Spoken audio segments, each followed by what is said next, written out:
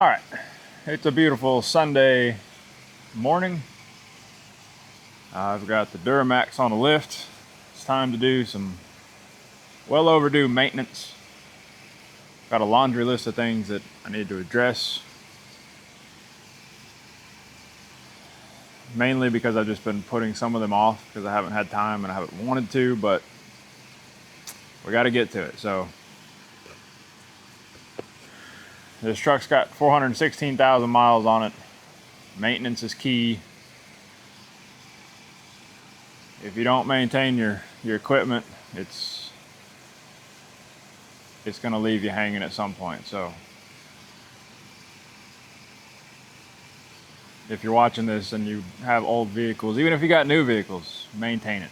It costs money to maintain it, but honestly, I find it cheaper than a monthly car payment that you still end up having to maintain to some degree. It makes a difference that I can work on it myself. If I had to pay somebody to do every little thing, it would be not really worth it. But since I can do it myself and I'm comfortable doing it all, I don't mind so much. But there are certain things that I don't enjoy doing sometimes, and there's a couple on here that it's kind of where I've been. But like I said, we got to get into it. We got to get it done, or it's going to leave me stranded. I've put about 12,000 miles on it since maybe middle of January. I need to do oil change, I need to change fuel filter. I've got a transmission leak I need to sort out. I got some issues with my air compressors for my rear airbags. I don't think they're working 100%. We're going to check out the brakes, rotate the tires, do everything a once over and kind of see if we need to adjust anything or add anything to the list.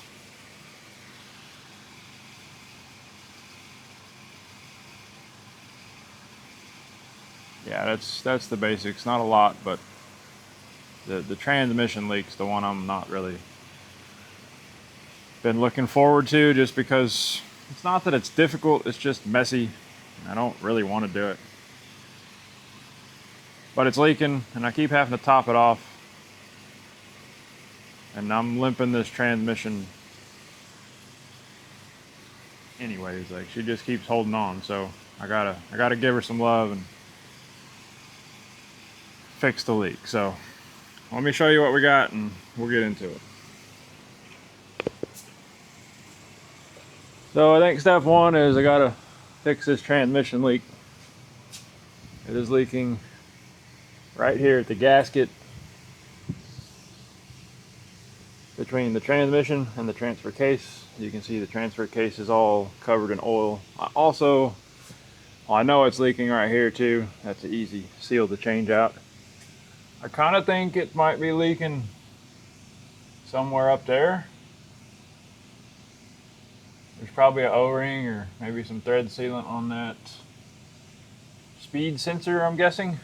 It could be some of this is just getting thrown around everywhere and making its way up there. Who knows? But I got to pull the transfer case out, which is no fun to do because this torsion bar cross member is in the way. If you could just drop it straight down, this would be an easy 30-minute job. But you have to take this out, you have to hold the transmission up, but then you got to kind of manhandle this, and I honestly might not take it all the way out. I might just shove it back and get them bolts out, pop the gasket. I'm just going to RTV silicone that, put it back together. I should have washed this thing before, but I did not. So I guess I'm dealing with those consequences. We're going to check out the U-joints.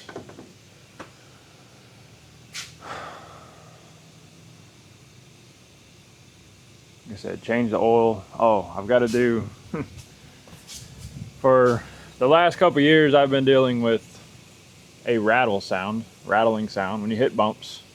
You can kind of hear it when the window's up AC and the radio's on, but the window's down.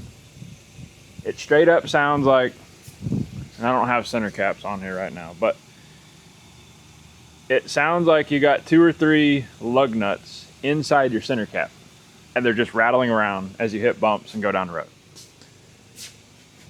It took me a solid year probably to figure out what it was.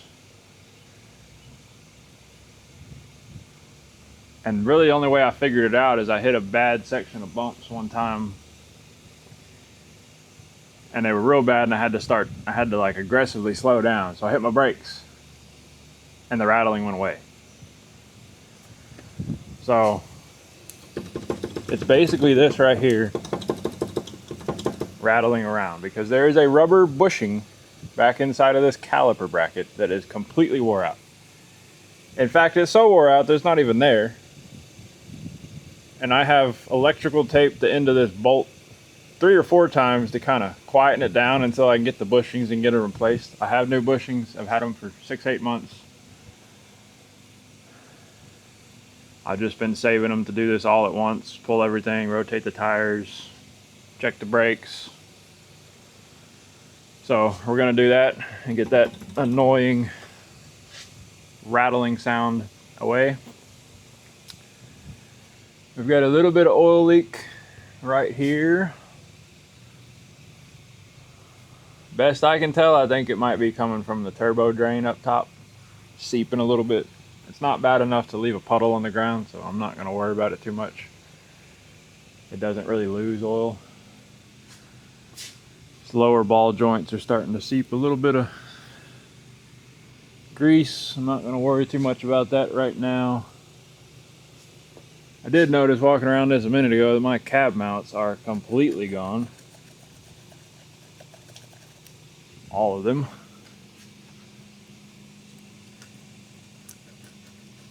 Which this truck's kind of road rough most of the time I've had it. That one's pretty decent. But you got rubber on top, you got rubber on bottom. This big washer squeezes it and kind of allows it to kind of move, but it's rubber isolated. So since these are not really holding anything, that means that when I hit bumps, the cab is probably lifting up and bouncing back down on the upper rubber mount. These are still pretty good, but I'm gonna have to add those to the list and get some new bushings ordered.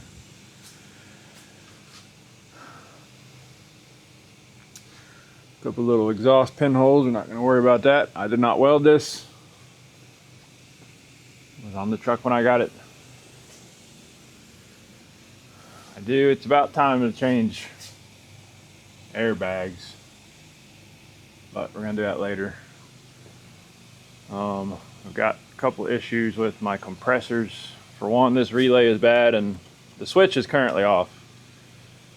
I had to pull over and unplug this today because it won't turn off.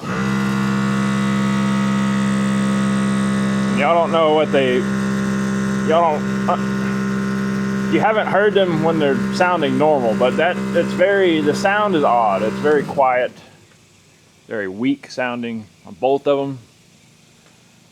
I'm gonna check the voltage and ground, make sure we're good there. I feel like we don't have enough ground or enough voltage, but I could be wrong. These compressors are probably 15 years old, so I definitely got my money out of them if they're bad. They get used and abused constantly on this truck. I've been keeping an eye on nobody knows this because you can't see it yet, but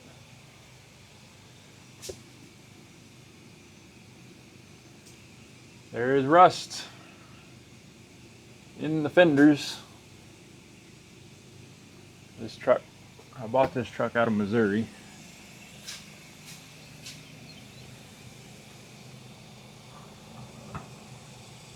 So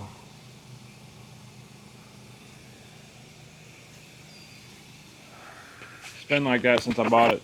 Hasn't really grown too much. At some point it's going to grow and it's going to be visible through the fender flares. And at that point we'll do something about it. But again, it's been rusting since I've owned it for 7 or 8 years, and it hasn't really gotten worse, so not super worried about that. But I think we're going to start with the transmission seal, get that pulled down and cleaned up, some silicone put in there, put back together, and then I'm going to pull the tires and check the brakes, because I got to go to the part store and get a new one of these seals, so I might as well get brakes and anything I need there. At the same time, I've already got oil and filters, but I want to get this transmission leak over with and done, because like I said, I just haven't wanted to do it because it's kind of a pain to get out. Also, these front drive shafts are kind of weird in these trucks. They unbolt here. It's just slipped on the shaft, and basically this rubber boot holds it onto this output shaft. So in order to get it, in order to take the drive shaft out of the transfer case, you got to cut that clamp, and you basically just yank on it and it comes out, and then you put it back in, you put a new clamp. Those are original clamps, original rubber. I don't really want to mess with that, so every time I'm taking it out, I just pull it there and kind of snake it out. But like I said, it's no fun. It's kind of a pain. I should probably just end up cutting that. I should probably change these U-joints. They're not bad, they don't feel bad, but I mean, as far as I know, they're original, and you can tell they're original because they still have the glue. They're still glued in like the factory. Now, there is a chance that somebody could have bought a GM drive shaft assembly from the dealer, put it back in. That's a possibility. But I don't really think that's the case.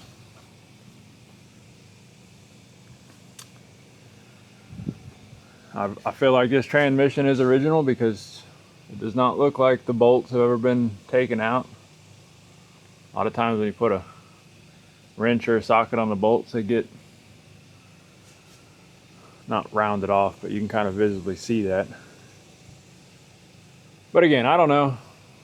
None of this might not be original, but I kind of feel like it is. Okay, enough rambling. Prop this camera up on a tripod and start getting my hands dirty, I guess. First thing we gotta have is we gotta lift the transmission up just a little bit, because in order to get to the bottom bolt on the transfer case, we have to take the cross member and the transmission mount off. I'm gonna put just a little bit of pressure there for now.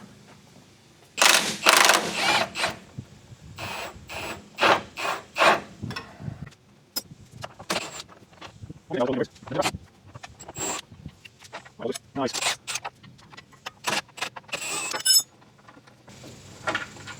That, and the oil lubes the bolts and they come right out. Okay, that's 15 maybe?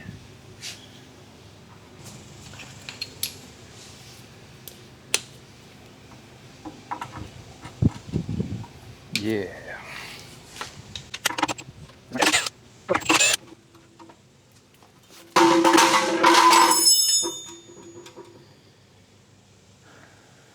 Guess I failed to understand the heaviness and the slipperiness of that. It's like ice. Should have been leaking a while. Okay, I need to remove the transmission mount. Does that still look good? Oh yeah. Very nice.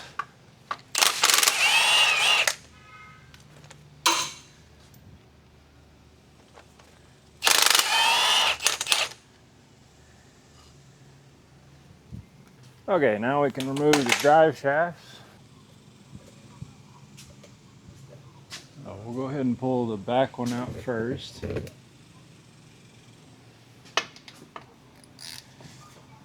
Apologize for the poor lighting. I've got to get a better camera light. The one I have just, the battery ain't big enough. It's always dying. It's just not a great light. Been having problems with the like LED mechanics lights. I don't know, they make the camera do some weird things sometimes, especially if I've got the frames per second up a little bit. But it comes down to I have no idea what I'm doing, and I'm just kind of learning as I go. And y'all get to learn with me and enjoy the struggle, I guess. That U-joint's still pretty nice. Okay, now we can knock the front out. Halfway anyways. Oh, it's a hot one today. Like 98, I think. Got the porta-cool full of water, and it's not too bad.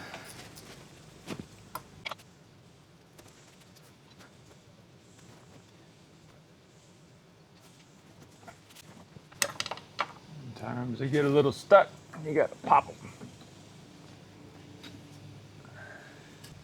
You don't have to worry about this on the Chevrolets because there's a locker, an actuator in here that engages the shafts.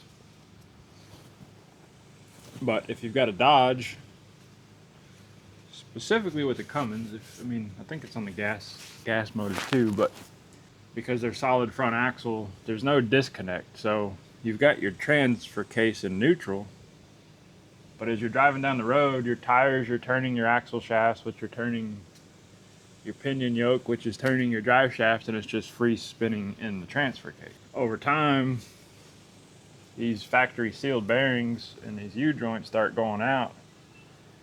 And because this is constantly spinning at road speed all the time, you don't check and change your U-joints properly, they will lock up and it explodes the transfer case. Usually takes out the back of the transmission housing, sometimes the floor. It's a catastrophic mess. Thankfully, I don't have that problem on these. You don't have it on the Fords either because they got the locking hubs that disconnect the tires from the driveline. So, a little fun fact for the day. But trust me, it's not fun if you got a Dodge and that blows up. I've had it happen. You just get aluminum transmission guts and gears and chains and wires, and it's a mess.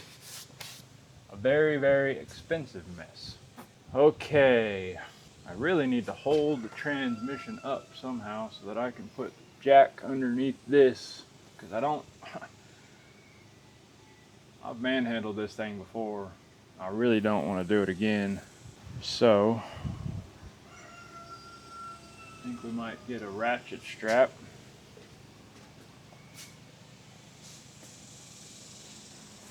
Put it underneath. Maybe.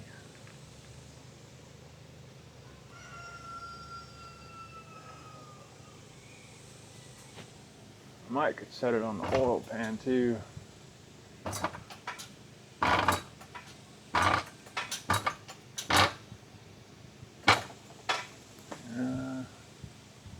No, let's not try that.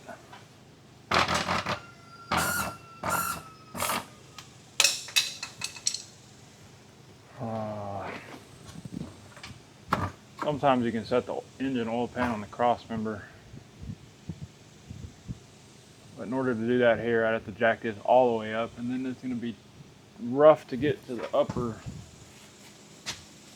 bolts that are in the transfer case. Let me find a ratchet strap. Ironically, I think they're all in the back seat of the truck.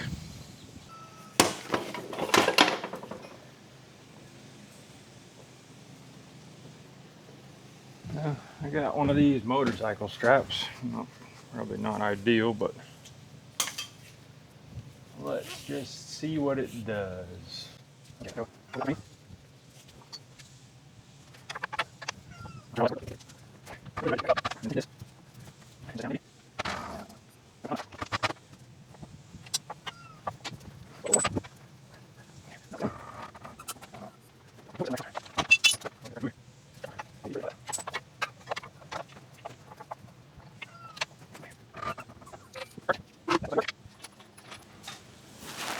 All right, we're going to get most of the bolts loosened and taken out. Okay, now we're going to take all these bolts. See, this bolt's the main reason I had to get rid of taking the cross member out and the mount gives you more room, but you physically cannot get to this nut. And unfortunately, you can't really get a socket on many of these, which means no Ugga Dugga machine.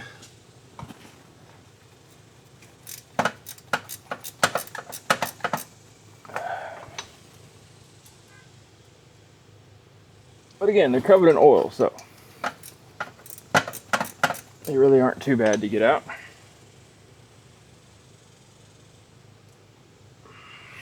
I say that as soon as this one starts fighting me.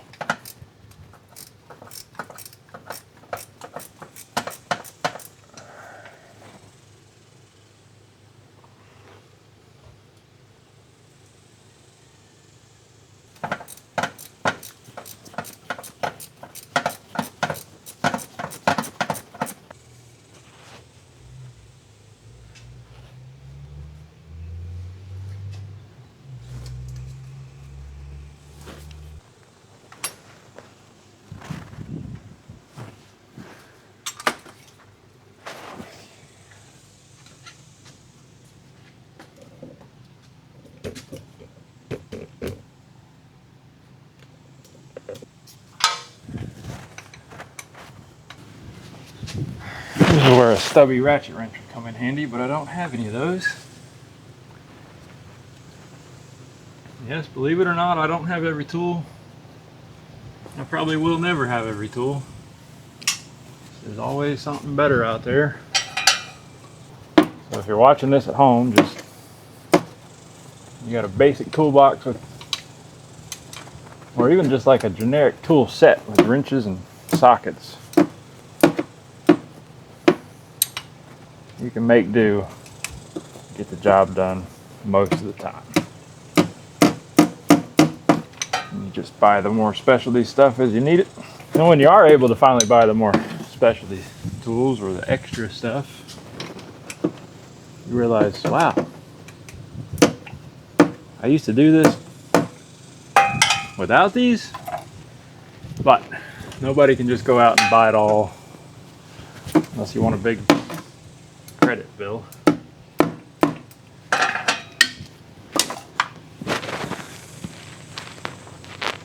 And then at that point, you hadn't really bought it because you don't own it all. Don't let the lack of tools or the lack of what you have keep you from trying.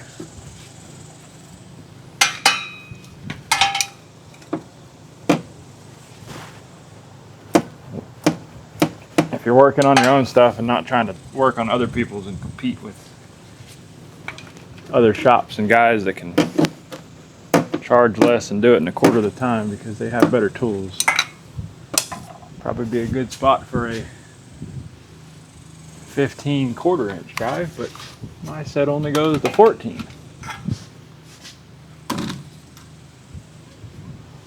But I have done this before with less tools.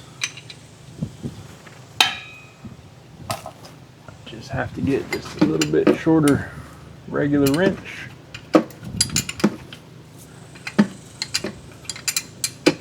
The old school ratchet, you just take it off and rotate it, put it back on, take it off, rotate it, put it back on. Like wax on, wax off. If you want to make it real easy, just take the cab off, lift the cab up, and these bolts are right there. And you can use an engine hoist on the transfer case. But I'm too lazy for all that today.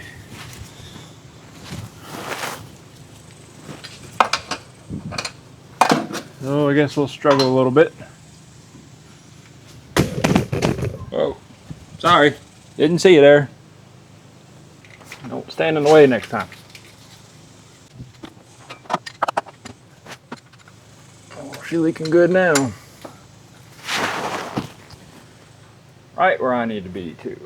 Great. Now you can take all these bolts out. It will not fall out because they're studs. It's going to drop a little bit, but you have to lift it up and slide it off.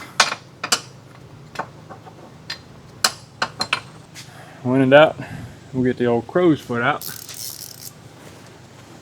Really don't love these things, but sometimes you don't have a choice.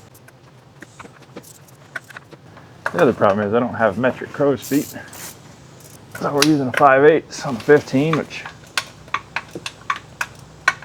is not ideal, but there just isn't quite enough room.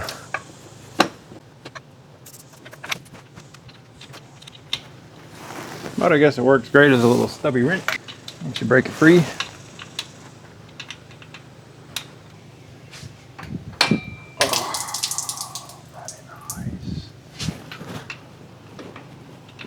It's been a while since I've done this, kind of forgot how much sits in the back of that transmission. Probably should have got a pan underneath that. A little late now. Slightly burnt. Yay. Some of y'all watching this might know, but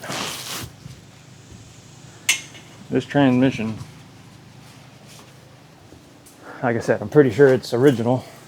If it's not original, it's been in there for several 100,000 miles at least. About 3 years ago, I think it was 3 years ago, right after I built this shop at my house, I had to move out of the one I was in, which was pretty much right at an hour drive. About 40 miles, but minimum an hour from here to there. I ended up selling the place a little quicker than I wanted to.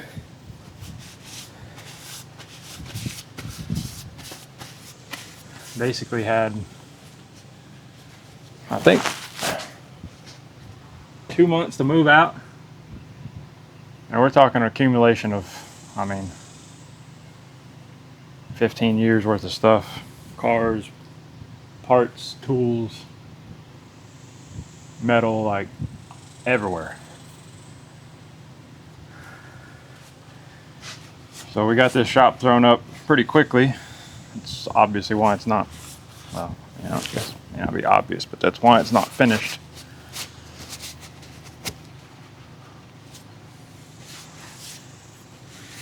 So I hook onto the gooseneck, I get over there to the other shop, load up a bunch of parts and pieces. Had a little bit of a inclined driveway coming out of it, uphill.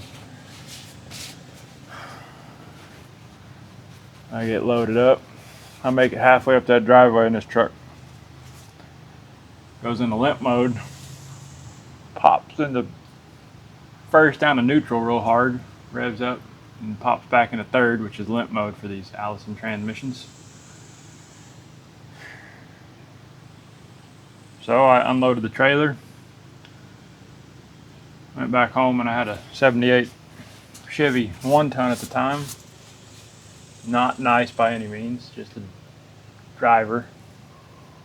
Needed a lot of work. I went back, loaded this truck on the trailer, brought it home, put it on the lift, tore the transmission out of it, valve body. Couldn't find anything wrong with it. I was getting all kinds of weird codes.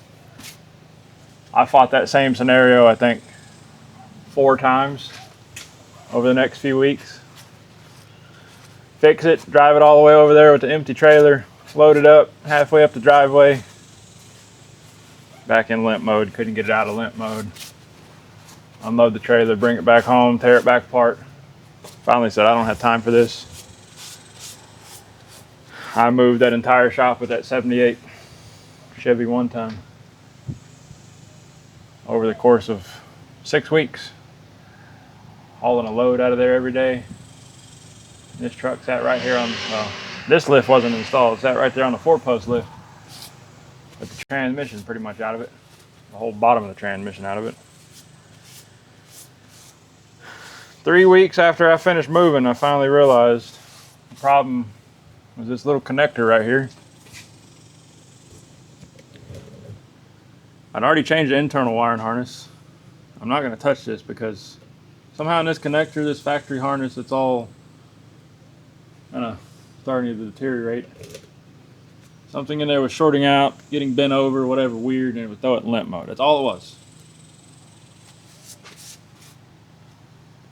Probably $1,200 in fluid changes. All kinds of stuff, just for that to be the problem. And I've been intermittently having the same issue. It'll randomly just jump to neutral real quick, and then it goes into limp mode. About 6-8 months ago, I had that same problem getting on the highway. Thought, well, I'm just going to cruise 10 miles in limp mode. I can do 45 and I'll get home and I'll play with the wiring harness. Well, when I got to the exit to go to my house, I had no gears. Blew a transmission line getting on the highway 10-15 miles ago. And I blew all the transmission fluid out of it, and that's why it was in limp mode. I had transmission fluid down the side of the truck. Honestly, that's what some of this mess still under here is. I could never get it fully clean. And I just knew that transmission's toast at this point. Like, we've been through so much. Like, there's no way she's surviving that. But I said, before I go dropping this thing and spending $6,000, I'm gonna spend another $250 on fluid. I dumped fluid in there, put a new transmission line. She's been running decent ever since. She's got the kick down from fourth to third, pulling a load's a little sketchy. She hits and kind of skips a little bit, but she just keeps on trucking. And I can't say no nice things about it. Like, I just try to milk her until she won't go no more. But again, if it's got 300,000 on it, I'm still like super impressed. And like I said, we've been through a lot. I've had to pull out a lot of hairs and not so nice words over the last few years with this thing. But hey, at the end of the day, the job gets done. She keeps on ticking. I can't be mad about it. So, if the fluid smells a little burnt, so be it. We're gonna keep on running till we can't run no more. So, enough with that. Let's see if we can't grab this thing. Angle her a little bit.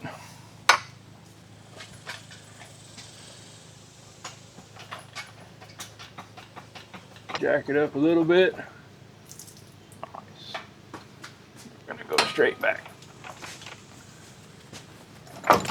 Uh-oh. That's pretty much exactly what I thought was gonna happen. She's trying to slide off.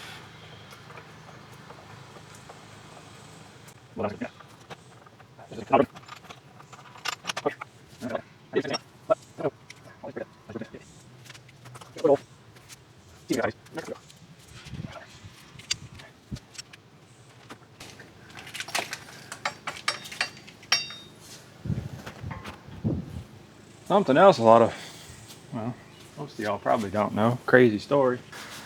I like to say that this truck's the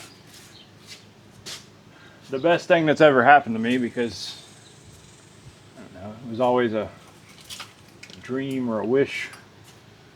I wanted a 2006 or 2007 LBZ Duramax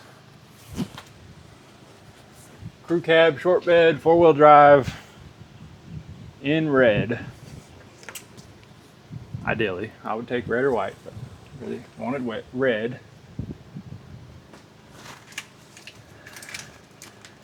And, you know, in high school, I was like, there's no way this is gonna happen. Like, those are too expensive, I don't make enough money, whatever, you know, typical stuff. Like, maybe one day, 30 years when they become classics, and maybe I can afford one. And at the time, I had a little not a single cab, a extended cab 1500 Chevy. And I would pull the Scout with it, any cars, projects, like everything. And then I bought a 77 Chevy 1-ton, not to be confused with the 78 that I moved my shop with, different truck. I bought that sucker,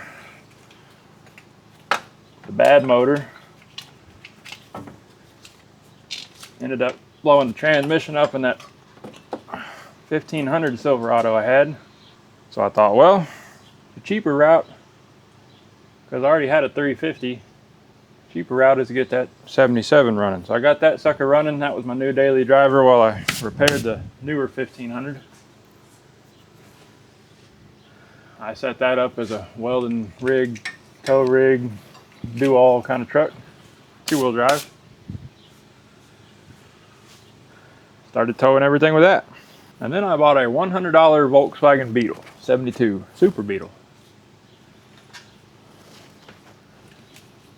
No motor. Had a transmission, roller, title, no interior. Me and a couple buddies built that sucker in 2 weekends, I think. Put a Facebook Marketplace motor in it. Car didn't have any fenders. I put some 33-inch BFGs and some aftermarket wheels. We put a turbo on the stock little 1600. Full roll cage, stripped interior, racing seats, harnesses, no windows. Besides the windshield, I drove the crap out of that car. Loved that sucker. I was gonna build a long travel Baja Bug, but ended up having a guy that had to have it more than I needed it. Traded me for a 2002 Silverado 2500 crew cab short bed, ugly green color. It was ugly when I got it. I grew to love it, but it was a gas truck. So I pulled everything everywhere with that one. We went out of state, out of town, car shows, truck shows, whatever. Great little truck. I said, I want a diesel. Ended up trading that for a 2003 Dodge 3500. Crew cab, long bed dually. 5.9 Cummins with a 6-speed, 4-wheel drive, like best of the best. I put bigger wheels and tires, put a flatbed on it. Nothing but problems slinging drive shafts, breaking wheel studs. Other than that, it was a nice, reliable truck. I towed everywhere with that one too. And then I had the opportunity to trade that straight up for this truck right here. I put a lot of money in it since then, a lot of maintenance stuff, upgrades, whatnot, but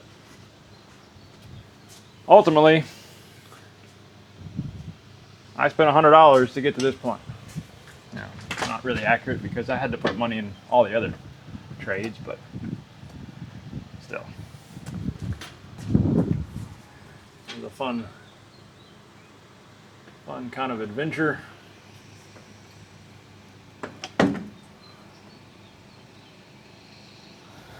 And I ended up with my dream truck. And I wouldn't trade it for nothing.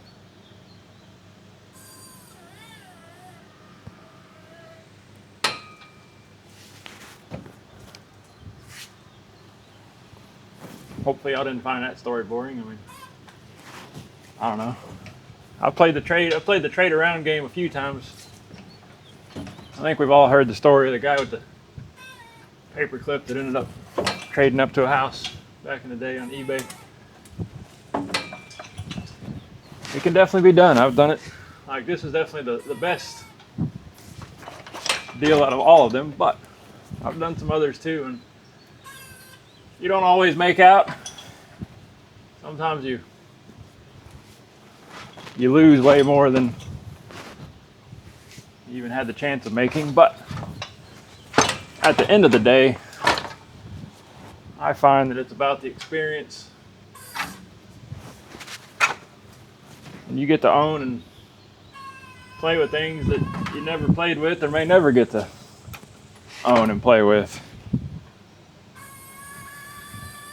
Like, I can actually say that I've owned a Porsche because of that. Was it a nice Porsche? No. Porsche, however you pronounce it. But was it a fun adventure for the time being? Absolutely. Okay. Enough of that. I didn't necessarily have to take it out, but it does make it a little easier to clean everything up. We're going to get this seal taken off. I could go buy another one of these seals and put it on, but I don't really like those things. Use the front of the transfer case. We'll get that sucker cleaned up.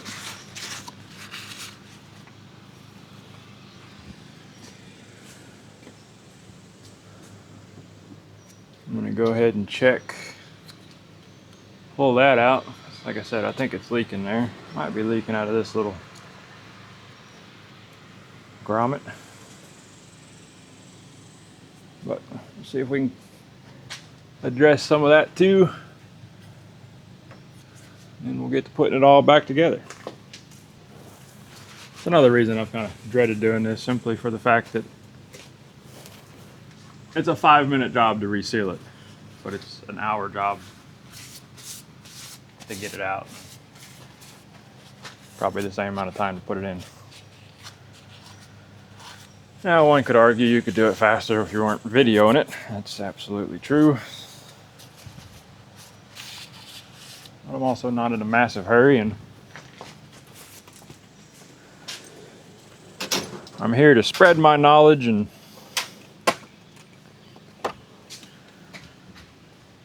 share some entertainment if I can.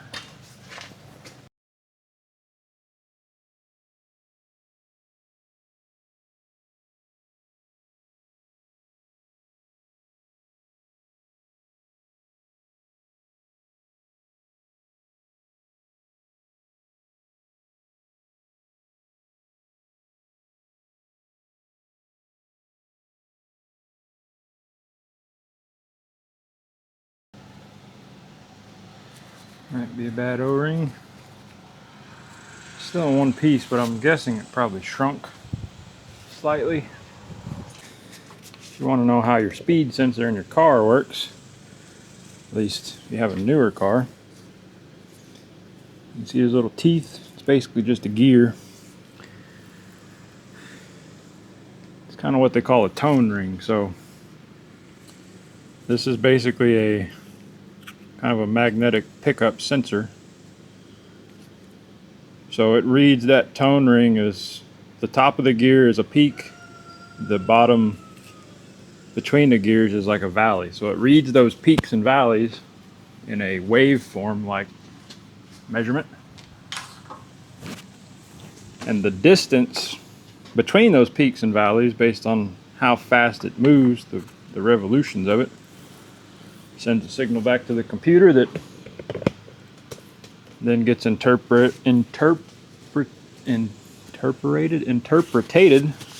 translated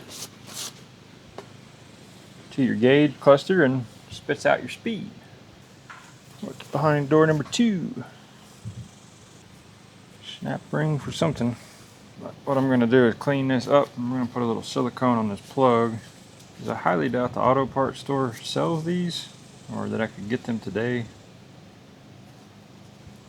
This rubber's a little soft. Got to make sure that we do not get nothing in there. Always got to wipe away.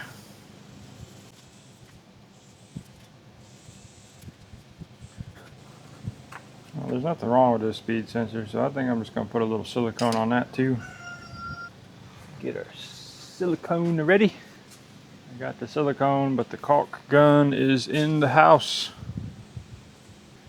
Alright, I'll put y'all on pause for, well, it's going to be 5 minutes for me. It'll be almost instant for y'all. I got to change the battery in this camera anyway, so I'll go grab my caulking gun to put the silicone tube in, and I will be back.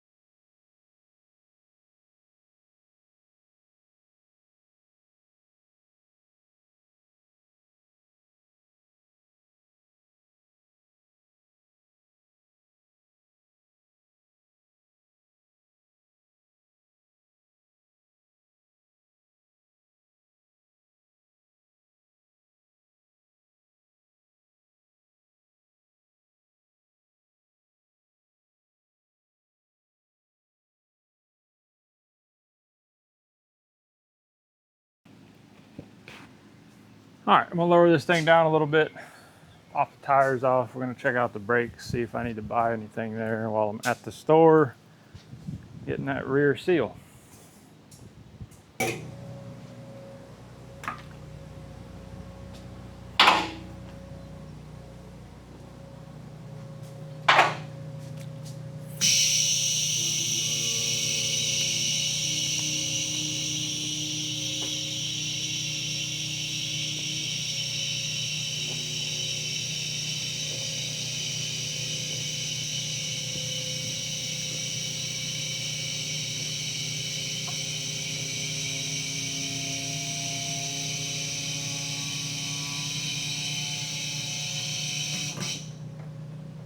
Thing got stuck.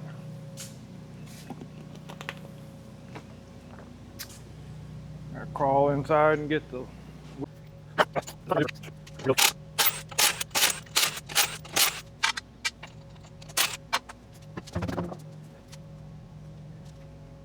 Yep, inside pad is just about starting to rub. The wear indicator and these rotors look a little scorched,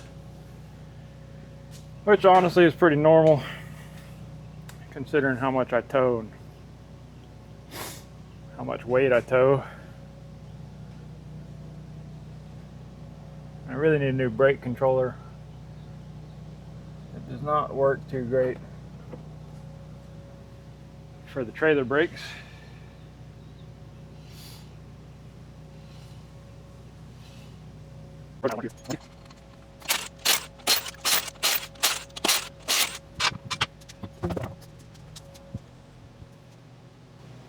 Yeah, they still got a little life, but they're into the wear piece. Let me show you what I'm talking about. If I can get this pointed up there, right?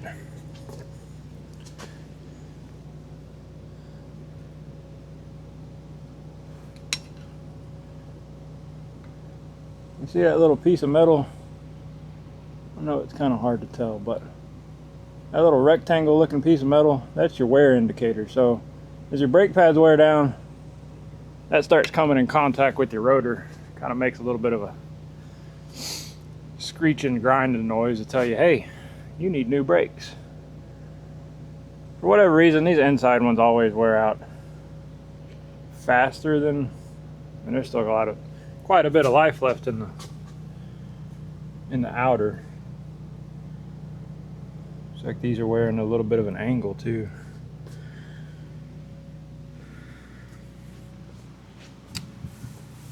So I definitely think we're gonna need new front rotors or new pads. I like to change the rotors too. I mean, these, you can see all them kind of heat marks. They've gotten hot. You can turn rotors. I honestly haven't had much luck in the last 10 years with confident people at the auto store, at the auto parts store, that could actually turn them worth of crap. I just end up buying new ones.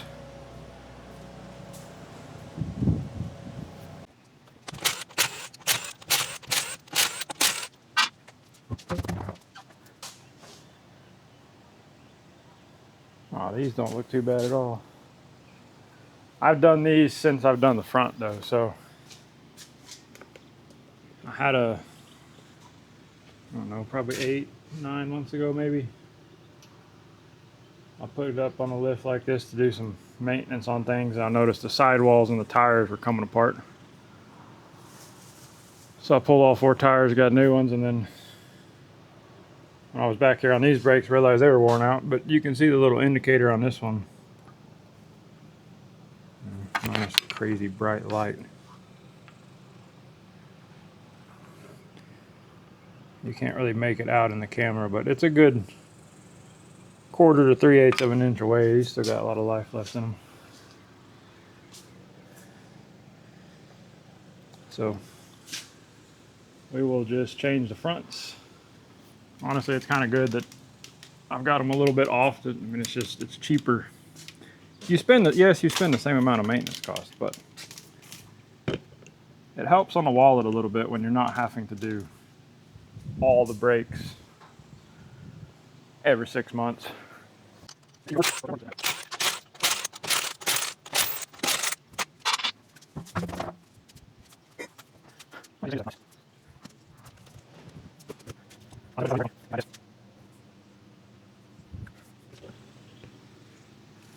Well, it's about time for me to go get some lunch anyways. Rather than piling all this, taking all this off and piling it in the Scout, it's the only thing I got to drive. Take it to the parts store. I'll go up there, tell them what I need, and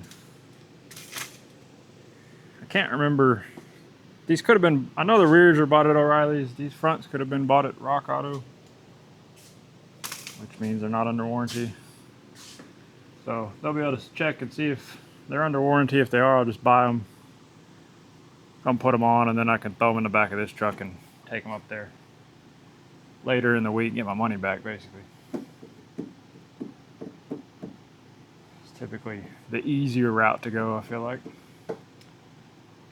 So yeah, I'm gonna clean up a little bit, jump in the Scout, run to town, get all new front brakes,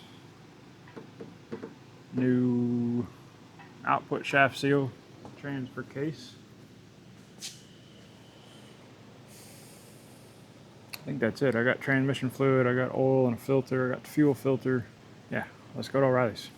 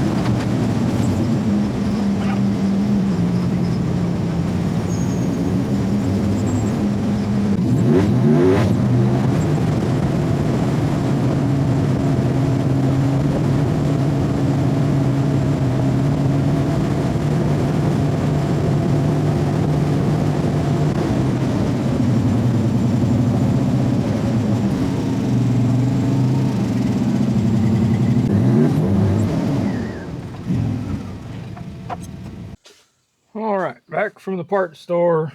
Got new front rotors, new pads. They're not under warranty because I have not bought the front ones from O'Reilly's, which means these are about 3 years old. So I guess I got my money's worth. Here's a little tip when you're doing brakes: get a screwdriver or a pry bar. It doesn't work on every vehicle. It definitely works on most of the Chevrolets, but you get this hole right here. So you're going to stick your screwdriver in that hole, and you're basically going to be grabbing inside, and you're going to pry over. What that's going to do, you just slowly work it. It's going to push your caliper pistons in.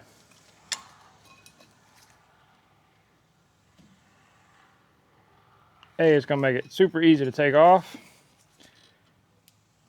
And depending on if you can get enough movement out of it and how wore out your pads are, you might not even have to compress your pistons anymore to get your new ones in.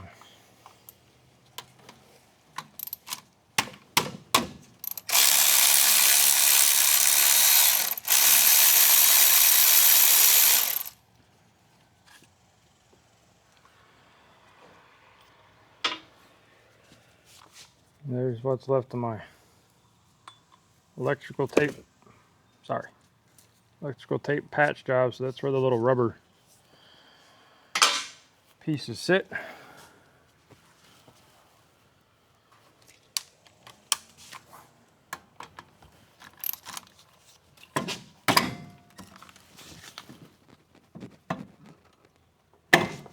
Should have taken out, loosened the bottom one before I took out the top.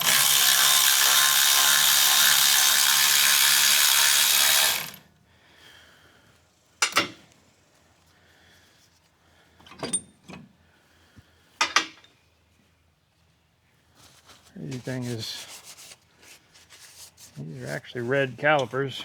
They were at one point.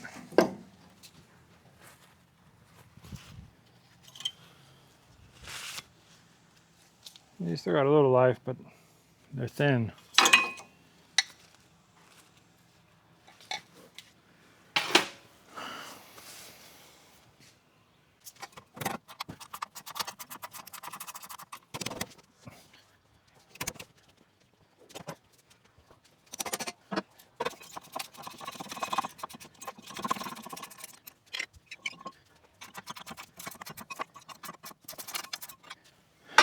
Red Loctite's a little hard to get off, but it does its job. Issues with these bolts coming out on the rears.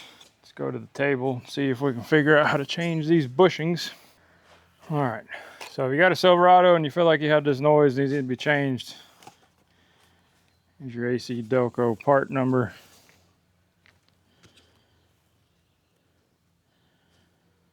18K1014.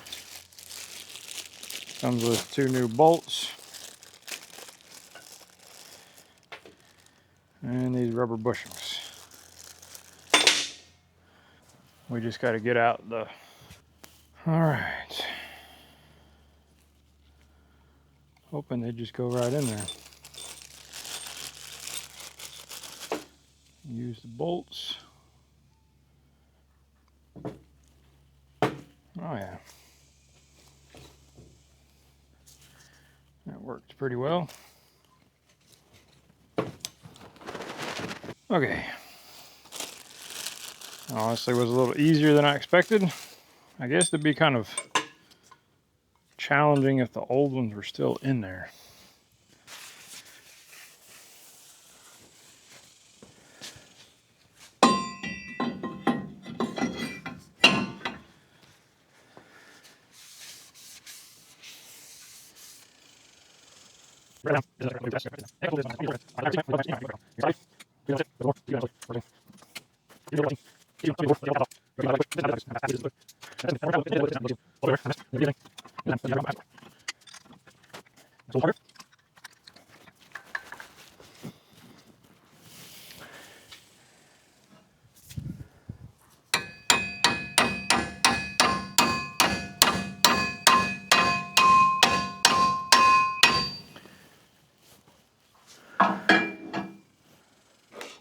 Trying to set that rubber bushing in there.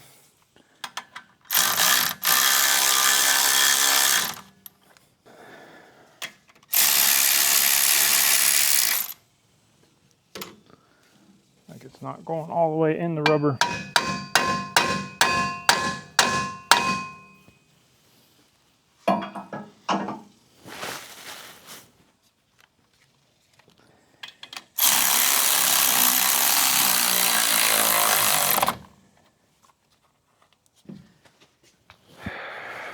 Don't know why.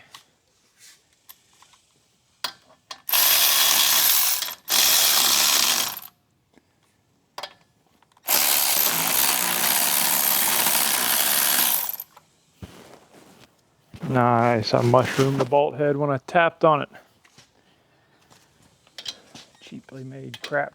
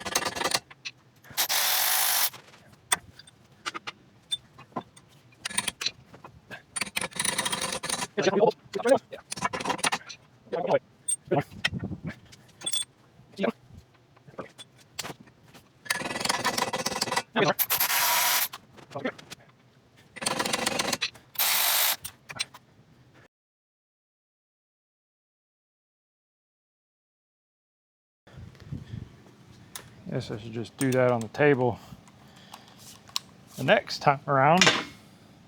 Save some headache.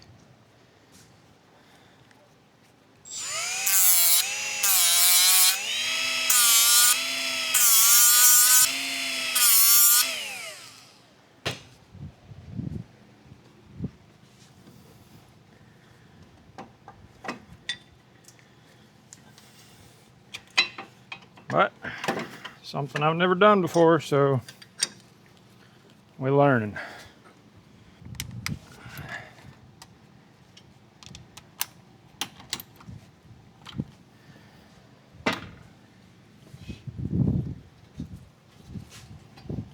Still not freaking right though.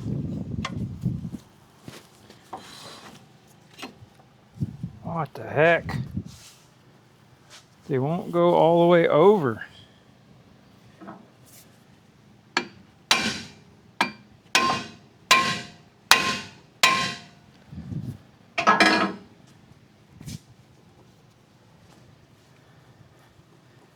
Definitely not wobbling anymore. Okay, now we're doing all right. Look, no play.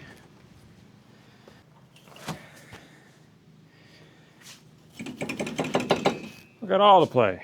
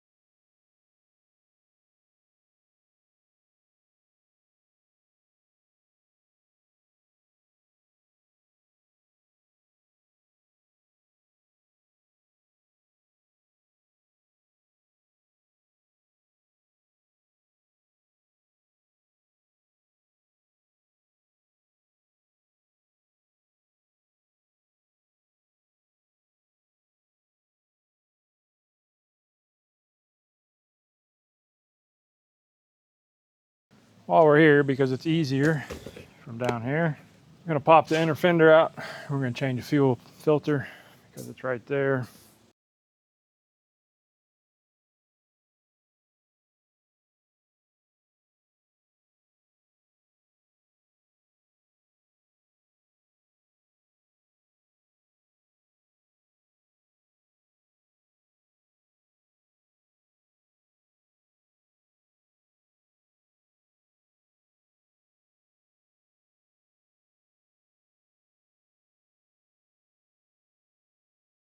There's a fuel filter here. We're going to take this drain plug out,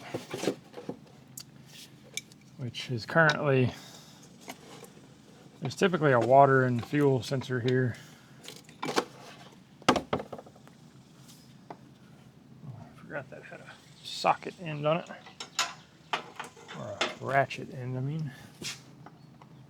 Supposed to be a water and fuel sensor there. I've deleted it because they're kind of prone to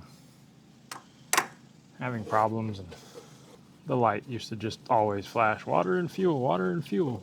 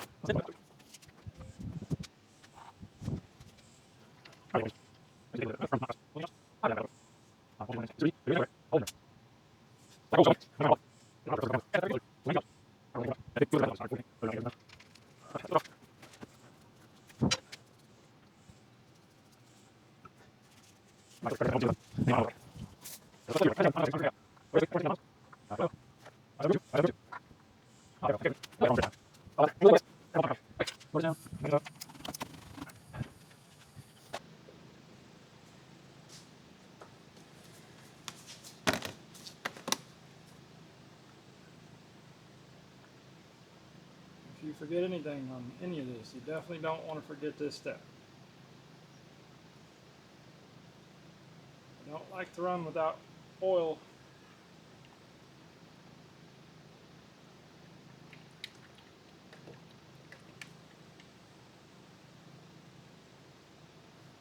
I like like running Rotella T4 1540.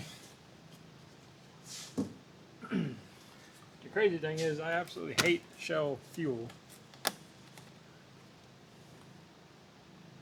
I do like Shell Rotella. I don't really know why, it's just I've been using it for years. I've had great luck out of it. I even run this same 1540 in a lot of my gas motors.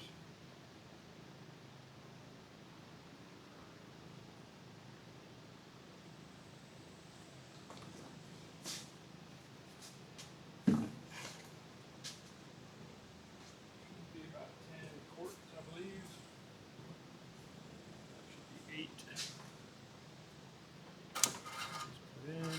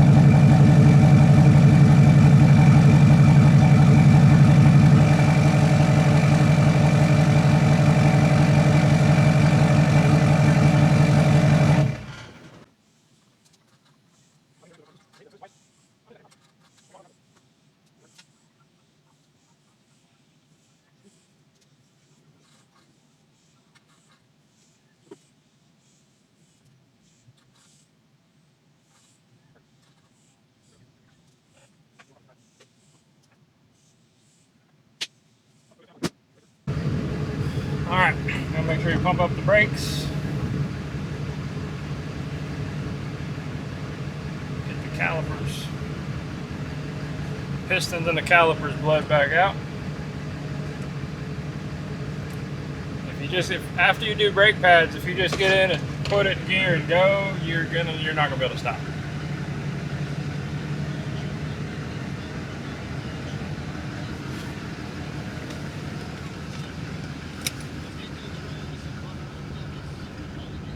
Make sure we got good fuel.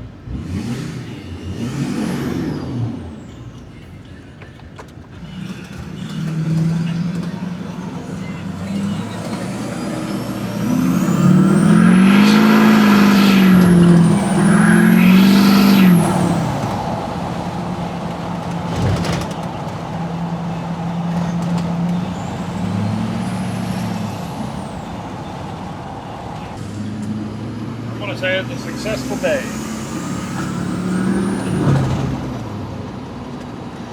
Running smooth, stopping good.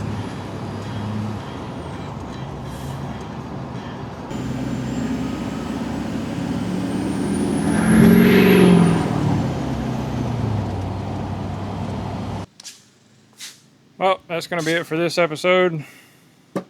Thanks for hanging out and watching. Maybe you learned something. Hopefully it wasn't too boring. Maintenance can be a little bit boring, but it's a necessary evil, unfortunately, so it's just part of the game. Anyways, I will see y'all next time.